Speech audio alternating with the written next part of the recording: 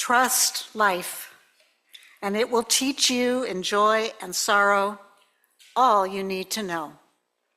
And with these words from James Baldwin, welcome and good morning to you all. Welcome to Live Oak Unitarian Universalist Congregation. Live Oak is an open, welcoming, and inclusive community grounded in love, providing opportunities for spiritual growth for seekers of all ages and stages.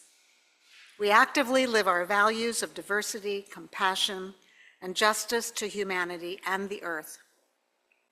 I'm Megan Moyer, a member of the worship ministry and your worship associate this morning, assisting Reverend Jonathan and Anne Bach.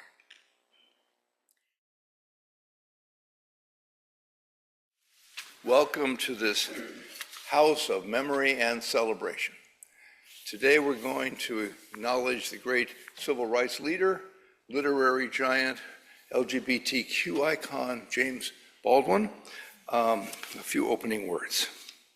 Oh, great cloud of unknowing, breathe beneath our breath, fire beneath our fear, truth that does not flatter us, love that refuses to abandon us. Gather us now into a mood large enough for honesty. Free us from the stresses that distract us from our souls. Give us the courage to face what we would avoid, and the tenderness to keep loving while we face it. Teach us the holy labor to see without flinching, to speak without cruelty, to love without sentimentality, and to live as though our lives, every last one, belong to each other.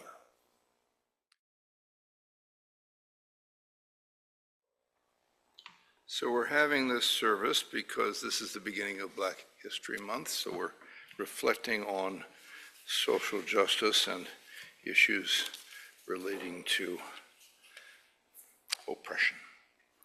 Let us be in a relaxed place and feel the chair in your body, feel your feet on the floor, be on this earth, be in your skin. The street hums and the room remembers. A boy in Harlem hears a call, a bell, a blues refrain. Across oceans and cafes, truth leans in like a friend. Quote, if the concept of God is to mean anything, let it make us larger, freer, and more loving. So here we are, gathered again, not perfect, but searching for a love that takes off our masks, for a courage that turns toward challenges with open eyes, for the grace to build a world where every life can breathe and sing.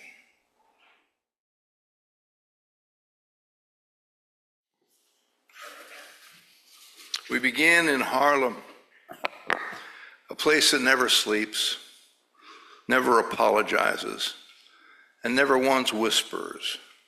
Harlem is humming like a choir warming up.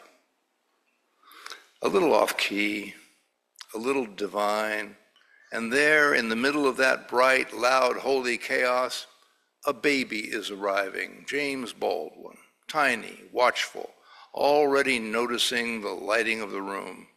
His mother smiles the kind of smile that warms your bones.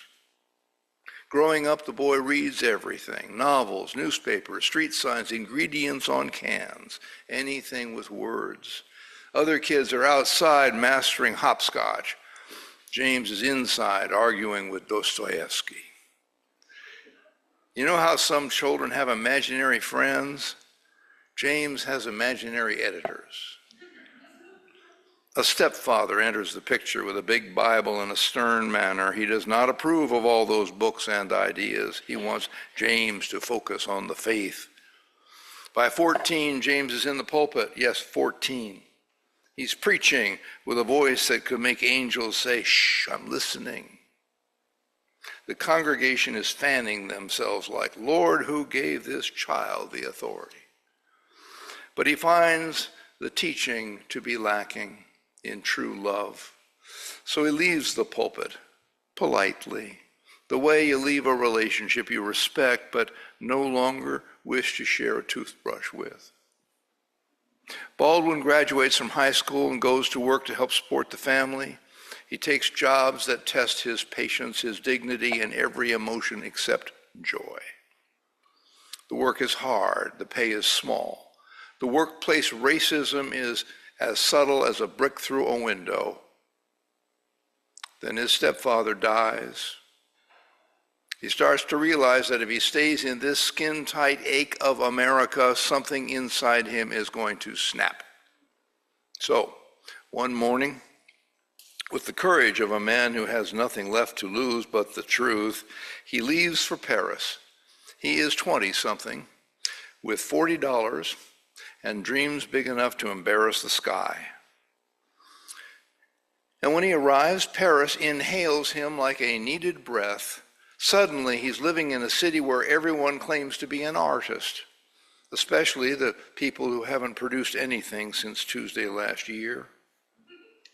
He watches Americans arrive in berets they bought at the airport, announcing in a loud English voice, "I'm here to become a genius." Paris smiles at them lovingly, the way one smiles at a toddler dressed as a philosopher. In America, writers pretend to be normal people, Baldwin says. In Paris, normal people pretend to be writers. But Baldwin, he's not here to pretend, he's here to live. He writes in cafes where the coffee is strong enough to wake your ancestors. He meets poets who describe their creative process as waiting for Godot to proofread my soul. He nods politely, then goes back to actually writing. And the words come. The book inside him uncoils. He writes about Harlem the way you would write about a first wound, carefully, honestly, with the knowledge that telling it might just save you. The work that emerges is Go Tell It on the Mountain, the book that opened the floodgates. It poured out of him like a sermon that had been locked in the rafters for years. And then in the midst of this Parisian whirlwind of cheap rent and expensive insights, Baldwin falls in love, not just with people, although that certainly happens, but with his own courage. He begins writing a story so bold it scares even him, a story about desire and identity and all the things people whisper about at night but never say aloud during the daylight. He finishes the manuscript, looks at it, and thinks, well, Jimmy, either this is your masterpiece or you've just caused several publishers to faint in alphabetical order. But he doesn't flinch. He never does. He forges Giovanni's Room, a book so bold that his American publisher rejects it, a novel about men loving men, about desire and shame and beauty and the fragile little cages we build around our hearts. He finds another publisher and sends the book out into the world like a flare. And with that, James Baldwin becomes not just a writer, but a force. That's the Baldwin who stands at the edge of 1957, older, wittier, braver, carrying the soul of Harlem and the clarity of Paris in his chest. I'll get back to the life story in a bit, but I want to say something about his theology of love, which works through his activism and his literary life. His great subject is love under siege, love inside racism, love inside shame, love inside family wounds, love inside the terror of being fully seen. Here's a quote, love takes off the masks that we fear we cannot live without, and no, we cannot live within. He's saying we build masks not because we are vain, but because we're afraid. I use the word love here, he says, not merely in the personal sense, but as a state of being, a state of grace, in the tough and universal sense of quest and daring and growth.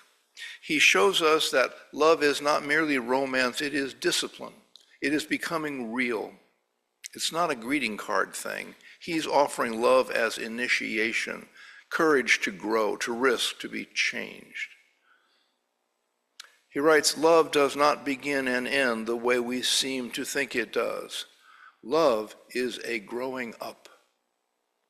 He refuses the fantasy that love is effortless. Love is not the reward for being perfect. It's the crucible where we become more honest.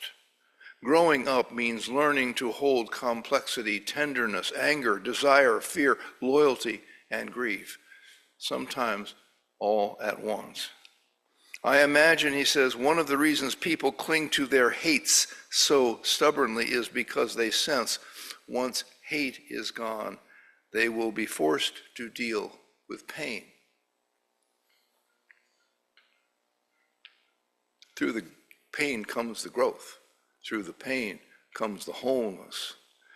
This is emotionally precise. Hate functions like anesthesia.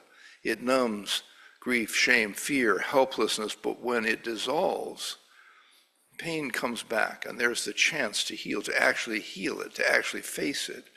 In his 1974 novel, If Beale Street Could Talk, the voice is Tish Rivers, young, black, pregnant, telling the story of her love for Fani, a sculptor, unjustly accused and jailed. A young woman visits her partner in jail for the first time. She is determined to be strong, rehearsing bright words all morning, but when she sees him, separated by the barrier, the glass, her breath catches. She realizes she has been practicing bravery like a performance, not as a feeling. She goes home and writes one sentence on an index card. If you trusted love this far, don't panic now. She doesn't say it to him. She says it to herself. Over time, the visits become less about optimism and more about presence, showing up without pretending it's okay. Baldwin's point is that love is not always happiness. It is fidelity to being human. It is not an escape from reality. It's the only thing strong enough to keep reality from killing the spirit. I hope that nobody has ever has to look at anybody they love through glass. And the glass is clearly both literal and symbolic. It's the barrier of incarceration, but it's also the barrier erected by racism, by poverty, by suspicion, by fear. The longer I live, the more deeply I learn that love is the work of mirroring and magnifying each other's light. We lend each other our eyes until someone can see themselves again. A middle-aged man confesses he can't stand his own reflection anymore. He says, I feel like a fraud, like my life is a string of apologies. His friend, quiet, stubbornly kind, responds, I'm not here to argue into self-esteem. I'm here to remind you of what I see when you can't. The friend doesn't offer flattery. He offers witness. Baldwin says people seem to want love to be painless, which is a little like wanting the ocean without salt. What I want is for Anne to come up and take her turn.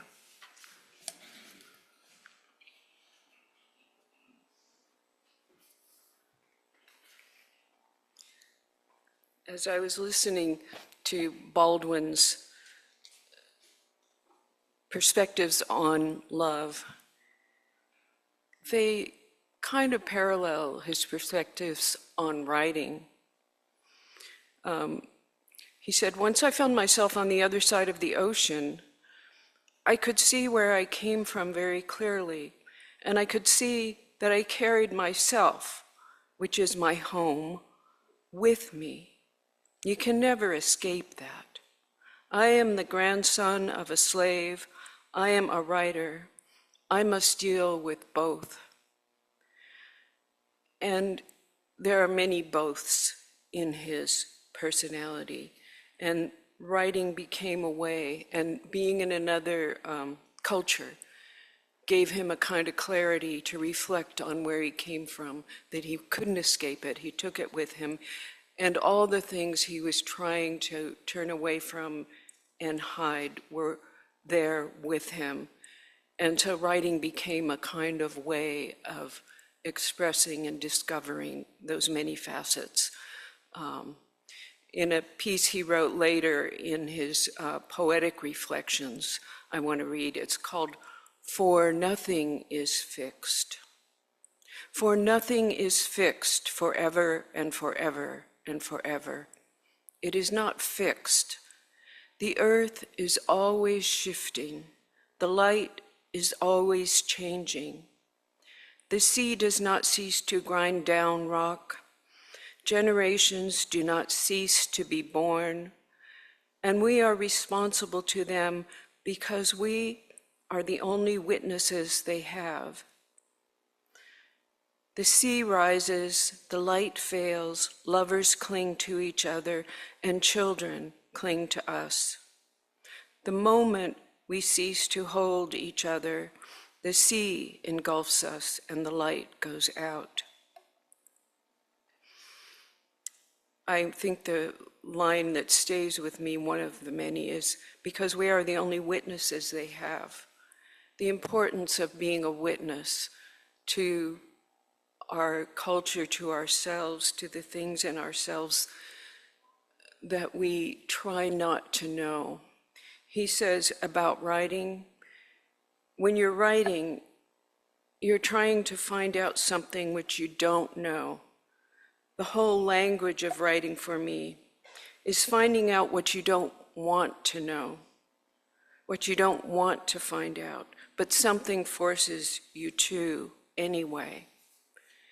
And I think in my work, that's part of the healing aspects of writing, that it gives us a way to find words for the parts of ourselves that really need to be heard, but we have struggled to acknowledge, struggled to be with. There are many things in his life that he struggled with, being of an oppressed culture, being struggling with his sexuality, the many ways that he was taught by his stepfather that his creative, artistic spirit was wrong. He found comfort in reading, and that was his salvation, I think. He said about reading, you think your pain and your heartbreak are unprecedented, but then you read. The things that tormented me most were the very things that connected me with all the people. You read something which you thought only happened to you, and you discover that it happened to Dostoevsky. This is a very great liberation. This is why art is important. On writing, he says, use every experience. One writes out of one thing only, one's own experience. Everything depends on how relentlessly one forces from this experience the last drop, sweet or bitter, it can possibly give. This is the only real concern of the artist, to recreate out of the disorder of life that order which is art. And that order, I want to say, is inclusive. It includes both sides, the many sides, the struggle, the pain.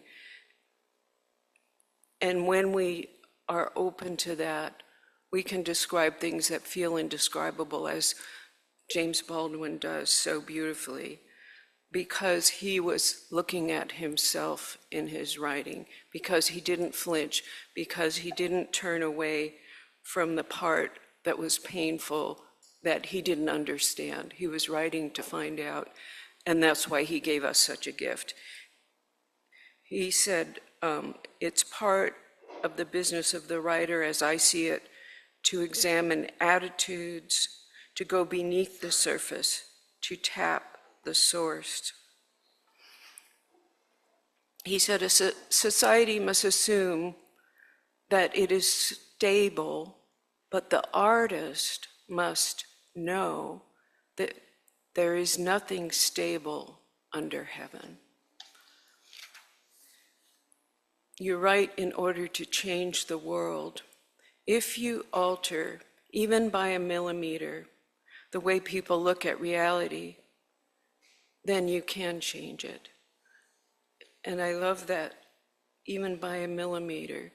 Even the smallest shifts make the biggest differences. And that is not only in the outer world, but in ourselves. When we can look honestly. James Baldwin struggled to be honest with the things that were difficult, but he didn't turn away because somehow he learned, maybe it was all that reading he did, but somehow he learned the importance of not turning away.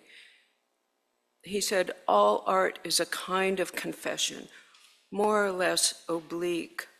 All artists are forced at last to tell the whole story, to vomit the anguish up. To vomit the anguish up, it's not always easy. It can be painful. It can be writing the thing that you most didn't want to say. And that is where something can shift, where something beautiful can actually be born by saying everything as it is. He struggled with many things in his life. He had many dark times, and he used it all in his creations, in his stories, in his things that he told that reflected his own struggles. In his piece called Amen, he reflects some of that dark time that he went through. Amen. No, I don't feel death coming. I feel it going. Having thrown up his hands for the moment, I feel like I know him better than I did. Those arms held me for a while. And when we meet again, there will be that secret knowledge between us. He was asked in an interview in the Paris Review whether writing for him has been a kind of salvation, and this is what he said. He said, I'm not so sure. I'm not sure I've escaped anything. One still lives with it in many ways. It's happening all around us every day. It's not happening to me in the same way because I'm James Baldwin, but I'm not riding the subways, and I'm not looking for a place to live, but it's still happening. So salvation is a difficult word to use in such a context.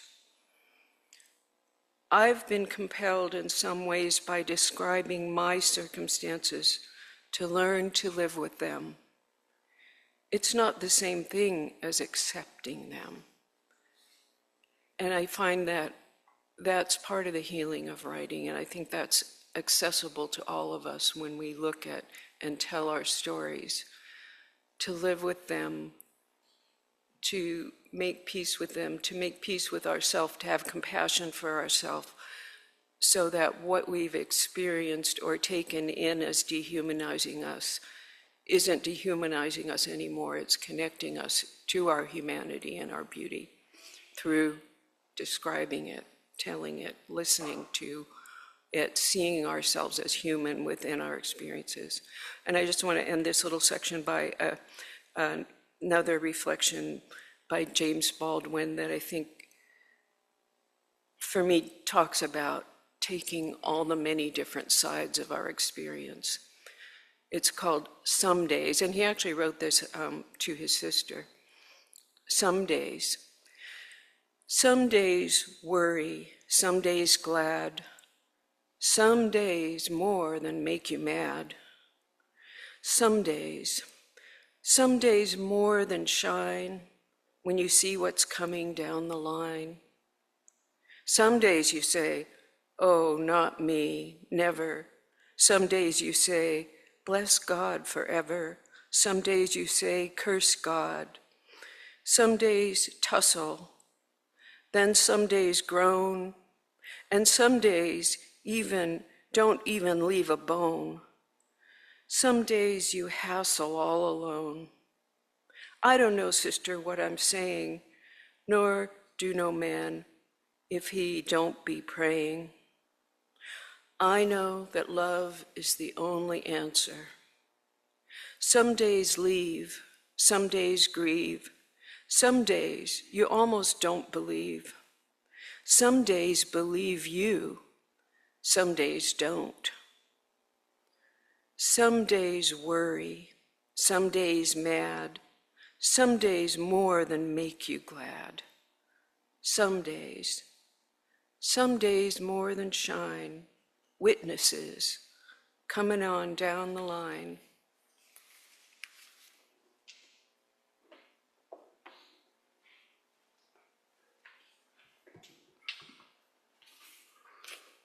In 1957, James Baldwin returns to America, and America, bless its complicated heart, greets him like a relative who forgot his birthday but remembers his address.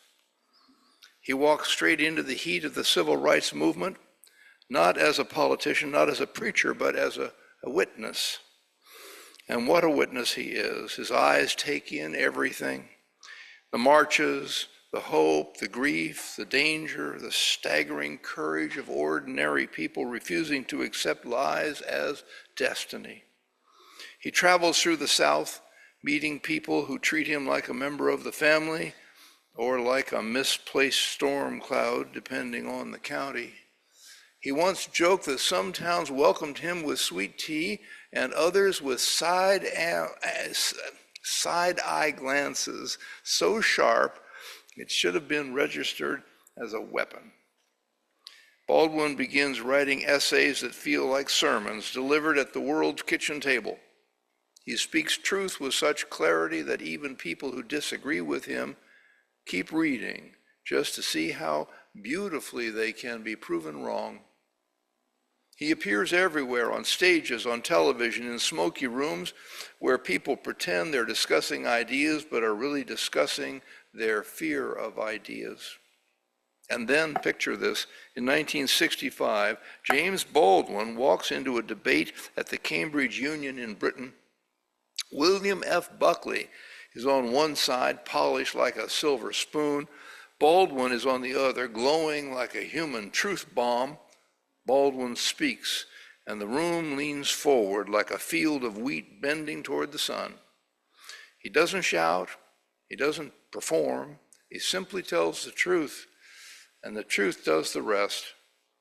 Afterwards, someone asks how it felt to win so decisively. James Baldwin shrugs and says, I didn't go there to win, I went there to tell the truth. Winning was just dessert. Loss comes to friends are taken by violence, Evers, Malcolm, King, friends whose assassinations wore deep grooves into Baldwin's heart. Dreams are taken by bullets. Baldwin carries grief the way some people carry luggage, always with him, never light, constantly rearranged, but never really put down. So he returns to France, not to escape, but to exhale. This time not in the hungry drift of the left bank, but in the south, the nice part of the country.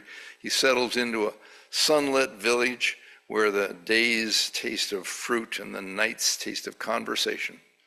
His house fills with musicians, actors, thinkers, wanderers, Nina Simone, Miles Davis, Maya Angelou, James cooks elaborate meals for everyone, insisting that feeding people is a political act, especially when the food's good.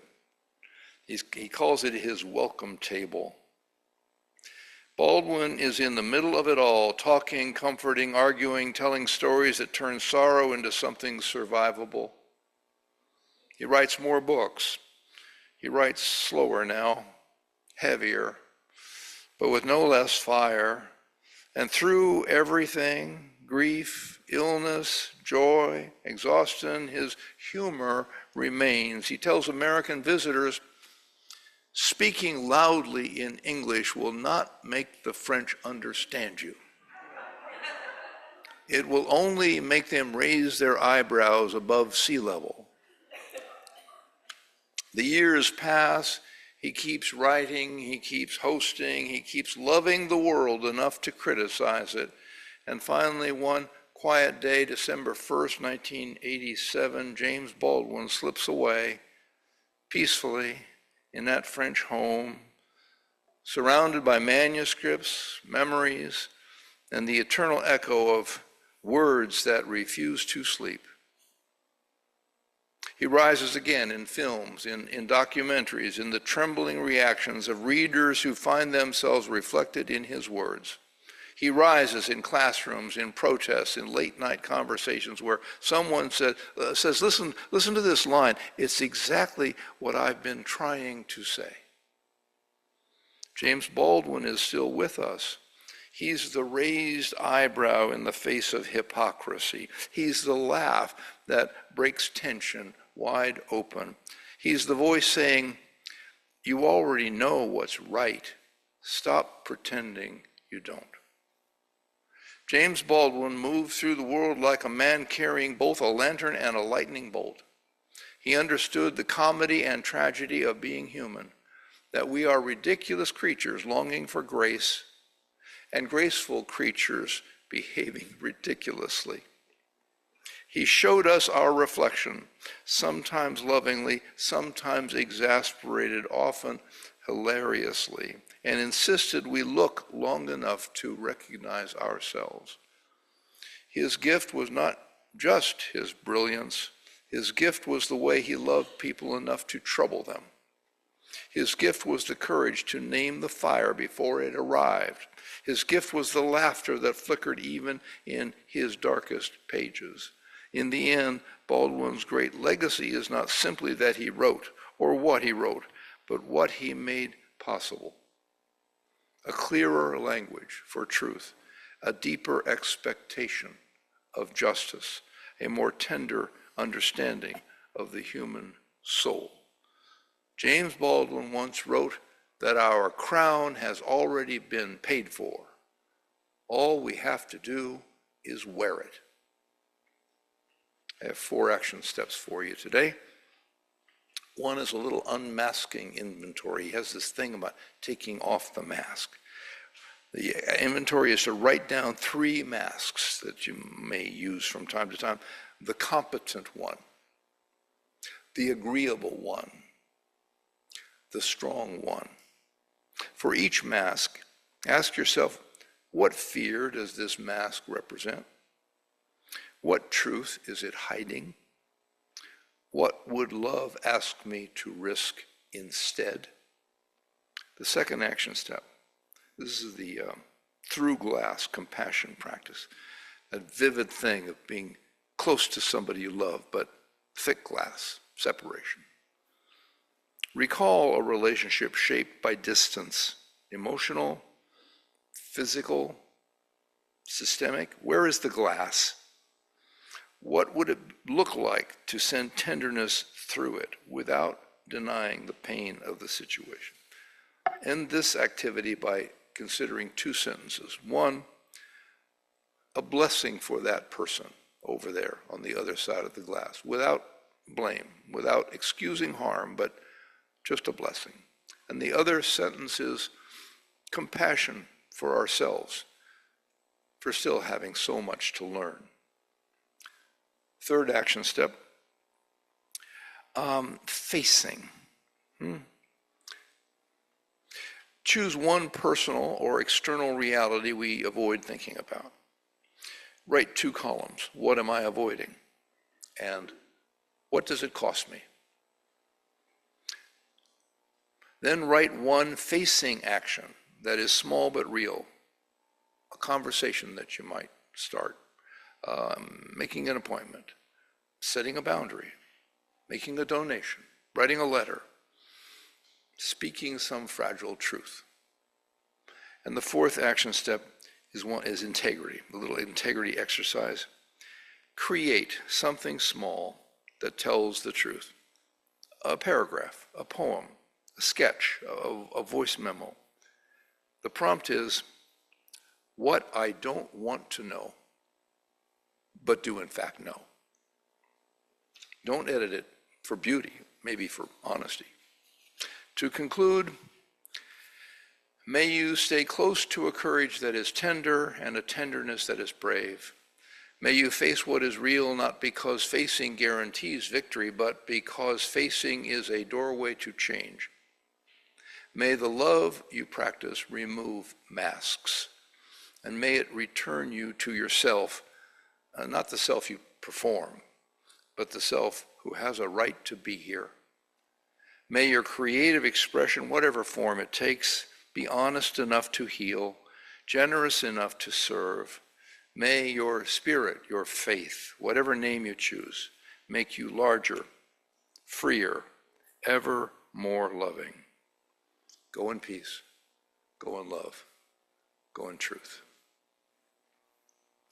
Namaste, blessed be. And so it goes.